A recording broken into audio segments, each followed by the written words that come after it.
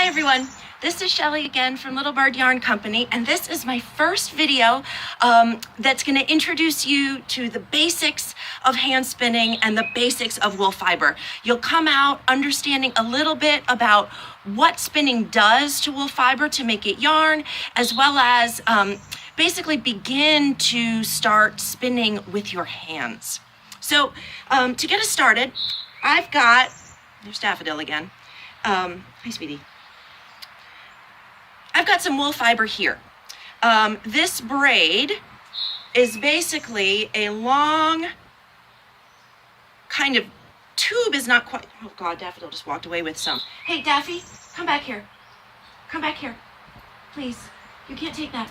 Thank you. Please, thank you. You see, it's basically just, a tube is hollow, so it's not quite the right word, but it's just a very long thing of wool fiber that has been dyed. So as you all know, wool comes from animals. Wool comes particularly from sheep. And this particular wool fiber is Chevio. Chevio is a breed of sheep. It produces a wool, a kind of wool that I highly recommend for people learning to spin.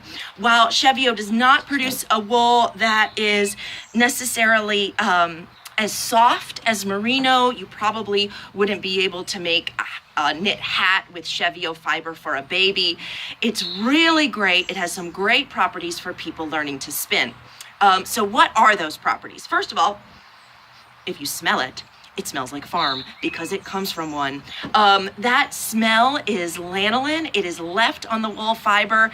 It's kind of grease is probably the closest thing that I can, the closest word I can use to describe what lanolin is. But that grease is gonna help you spin. It's gonna help hold the fibers together. The other thing about Chevio is it's very kinky. It's got a lot of crimp in it, and the result is it's going to help you as a beginning spinner. Those fibers are going to hold on to each other. It's going to be kind of like a handicap. Merino is a very smooth fiber. It's got very short hairs. Hi. And it is not the best for learning to spin, though once you get better, I highly recommend spinning merino. What is spinning? So I've grabbed a bit of the Chevio fiber, and if you pull out just a little bit, you'll see a length about that long. That is actually how long the wool fiber is on the Chevio sheep. Gosh, this looks to be about 6 inches or so. My hair is probably 12 inches long. So each fiber, each piece of fiber on the Chevio sheep is about 4 to 6 inches long. So then what's this? What's this gigantic thing? Well, basically, they sheared the sheep, they took the wool fiber off of the sheep, they sent it to a mill, and then they lined up all the fibers, not so they're next to each other, but so that they're interlacing each other all the way down the length, so that this piece is probably about 20 feet long. The first objective with spinning is to get these fibers not so they're interlocked like this, but so they're interlocked like this. And all you have to do that is kind of tease them out.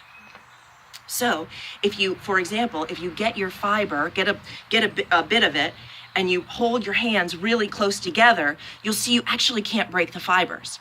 But if you move your hands further apart to where one lock has started and one lock has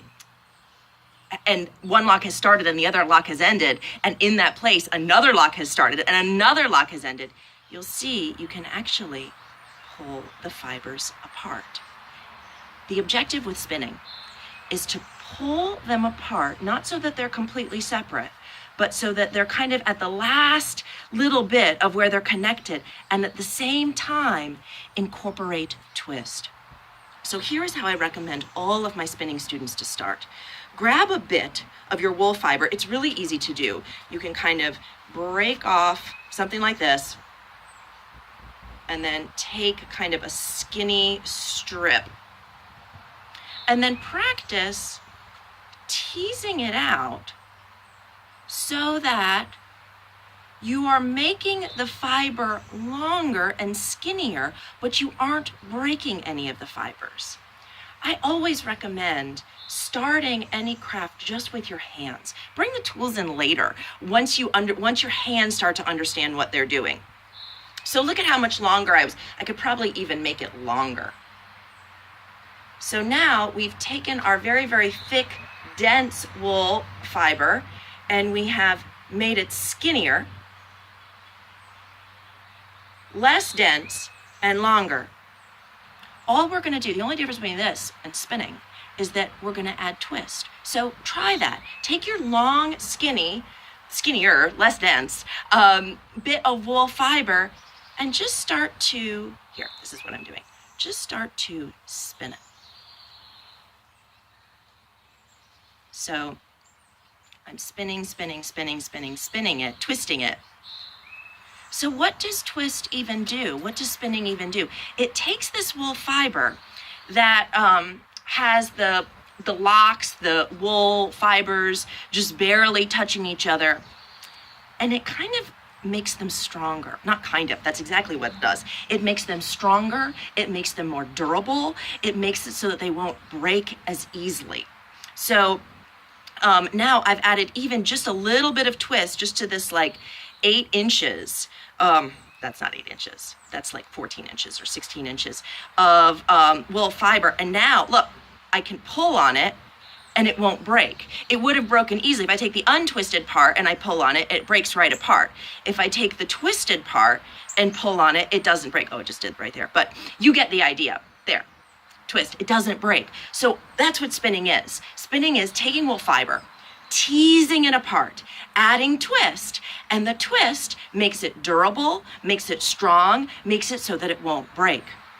So what's the next step? Now that you've got that down, the teasing apart of the fibers, the twisting of the fibers, now see if you can do it at the same time. See if you can take your little bit of wool fiber, see if you can twist and pull. What you should be able to do is get a pretty long, and if you get a thick part, just kind of get a little bit closer to it, tease it apart. A lot of this, you guys, is not about, my belief, a lot of this is not actually about instructions and telling you what to do. It's about giving you the materials and a starting point, and then you figuring out what you can do on your own. So I got a thick part, so I'm going to kind of tease that apart, add some more twist, and you see I'm pulling on it right here. I've got a very, very strong wool fiber that I have just made with my hands. What's the next step? Here's another bit of wool fiber. You can get, here it is, a crochet hook. I got this at the Scrap Exchange.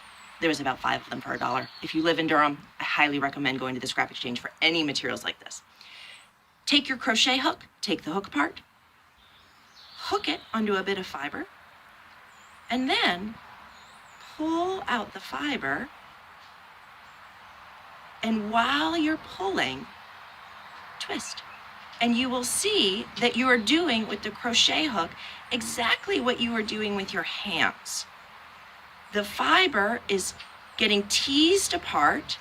At the same time, the twist is making it stronger, and the twist is going, you see, it's going into the supply to prevent it from breaking off.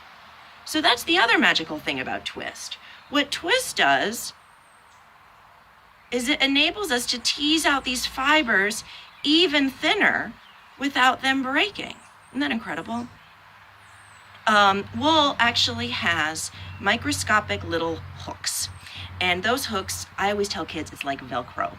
Those hooks want to grab hold of each other. So you don't have to worry if you break the fibers, because if you put some fiber next to some disconnected fiber, next to some other disconnected fiber, you put them next to each other, you add some twist, they're actually gonna connect, just like magnets, just like Velcro. That's the way wool fiber is. It's an amazing material.